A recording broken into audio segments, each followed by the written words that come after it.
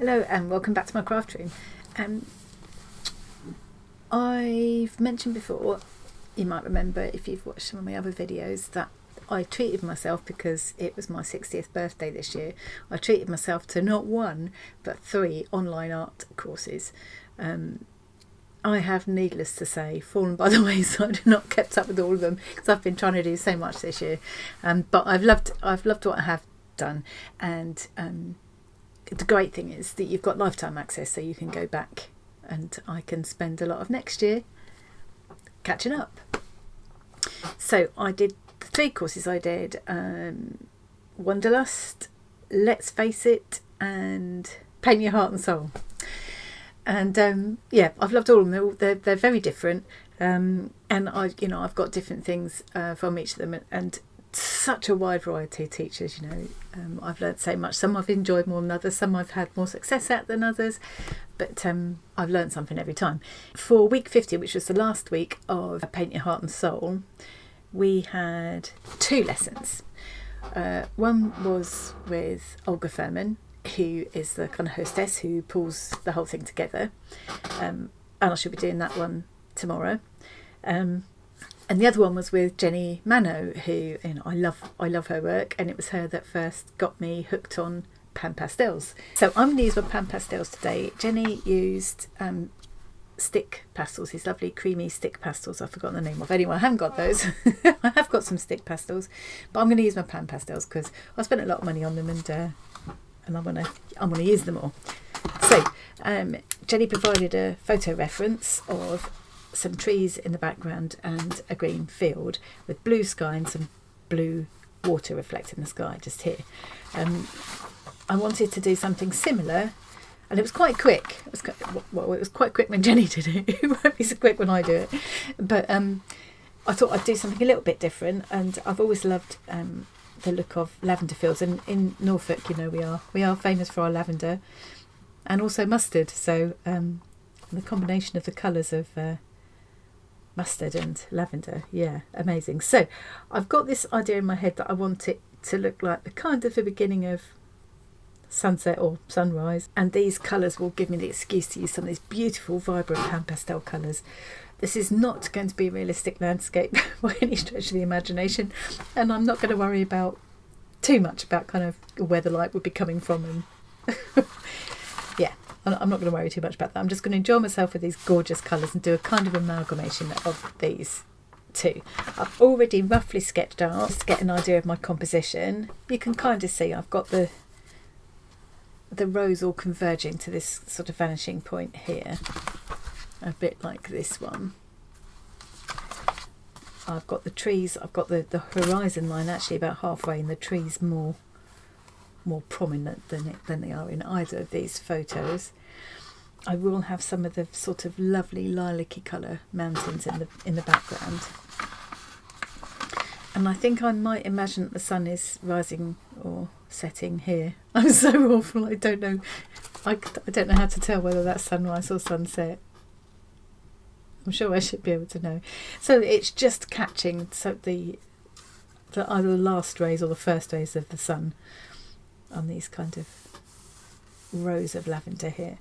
But I probably won't have it dark here. I love this lime green. So this is where I'm going to very much use artistic license. Yeah. So that's my rough layout. I've also sketched in to remind myself some birds. I'd like to just have some birds just taking off as well, but those will go in last of all. So I sketched it on layout paper because I'm going to use my pastel matte paper, which is pretty expensive, so I don't want to mess up my sketch on it too much. I wanted to have a bit of a practice first. Just wondering which colour to use. I think I'm going to use this darker colour for doing portraits later. I'm going to save those.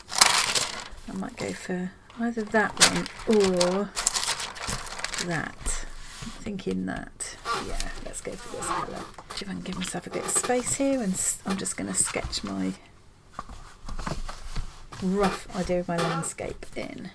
Got all my different shaped applicators and some spare sponges. And then most importantly, we've got my lovely Pan Pastels. So I'm going to need some of these colours. I bought all of these nearly all of them came in one previously owned but very little used set of Pan Pastels, and then I also bought the portrait set, so I think this was kind of the portrait set, and then I've added a couple to it, and the rest of them came as one. Yeah, so it's, well, I looked on eBay and I found someone who'd got a set, but I'd hardly ever used it, so it was a bargain.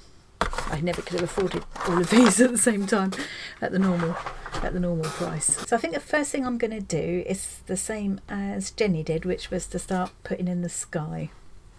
I'm just going to use a couple of different shades of blue and then put in some clouds. So it's my blues.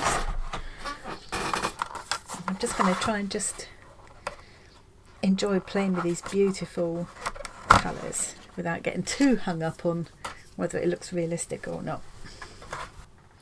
So I'm starting off with that light blue colour and then adding in some of the darker blue and blending them together, and then I've started adding some yellows and oranges to that horizon line to start to give the effect of the sunset or sunrise, whichever it turns out to be. This pastel matte paper is an absolute joy to use with these Pan Pastels, and you can, I love how you can use them almost like paint. It's just like putting paint on really with a palette knife or something. There's nothing else quite like them. I need a lot more practice at using them at doing the layering and blending, but then that's what this is all about, you know. So I've just I've added a couple of clouds there, and I'm just working across the sky, and you can add so many layers. A bit more of that really vibrant yellow, and then some red and some magenta. I kind of wish I'd just left it really Lairy colourful like that now. In fact, I may even go back in and do that. Yeah, I really genuinely enjoyed the process, even though I didn't end up all that happy with the results of this in the end. But I just really enjoyed myself here.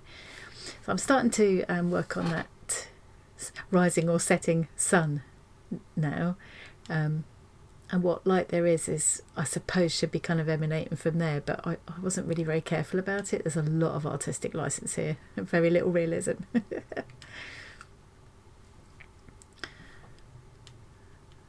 Blend in those bright colours on the horizon again, and then back up to the sky.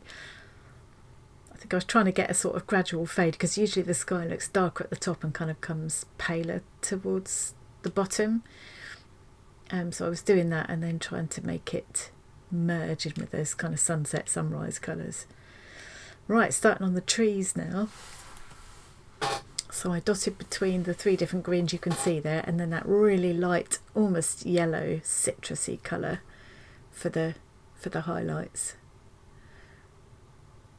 And using the different shapes of applicator tools there to get kind of a suggestion of the texture of the trees. And here I'm trying to get that effect of the sun coming through the trees.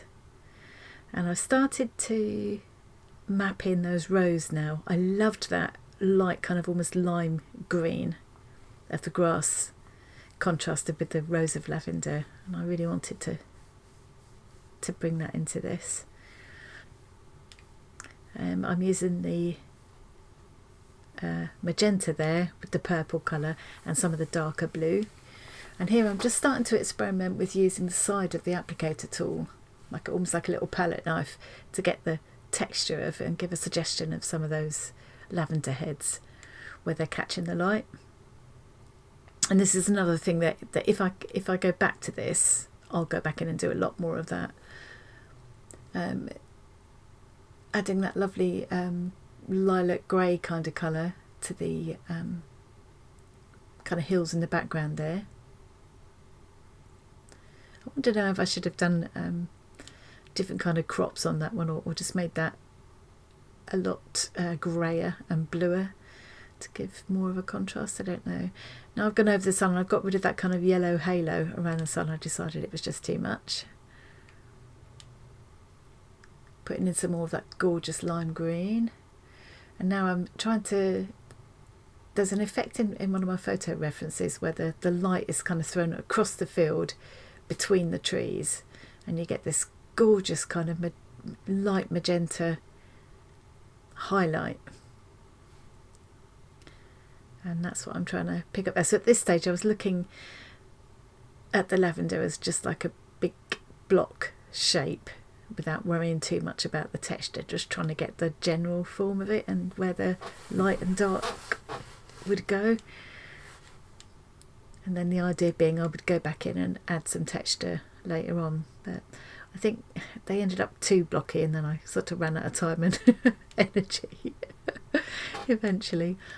And here's a sort of light being thrown across towards the viewer, towards where the person who took the photo would have stood. Which reminds me, the photos came from Unsplash. They're two different photographers, and I will put links to them below. Credit where it's due, they're absolutely beautiful photos. More of this, adding texture and highlights there.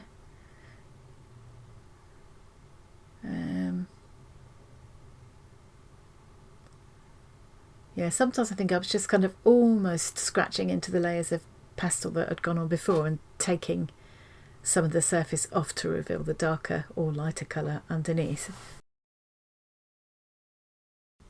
What do I think of this? There's bits of it I'm pleased with. I love the colours. I think if I had the patience I'd probably work on it a lot more, but then I might overdo it. I don't know. It was really fun. I enjoyed playing with all these colours, and it's good practice from a Pan Pastels. It's not a masterpiece, but that's not the idea. I did learn quite a bit from it, like for example, like mixing the colours actually in the palette. I can just wipe those off now and they'll be all clean and nice for next time. So I did have a go with that, and I also had a go at creating texture by using these tools in different ways. I'm not all that happy with it, but I've learnt from it and I've enjoyed the process. So yes, here's my finished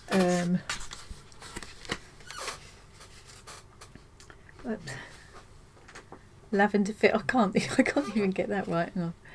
Okay, so there's my finished lavender field. Looking at it on the screen there, I may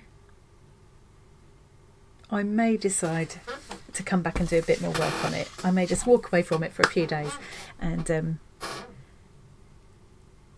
come back and see what I can do with it. And if so, I will add a picture of the final onto the end of this. Or I may just put it away and never look at it again. But I hope you've enjoyed watching that anyway. And I best crack on. I'll see you again soon. Thanks for watching today. Bye. Happy Christmas.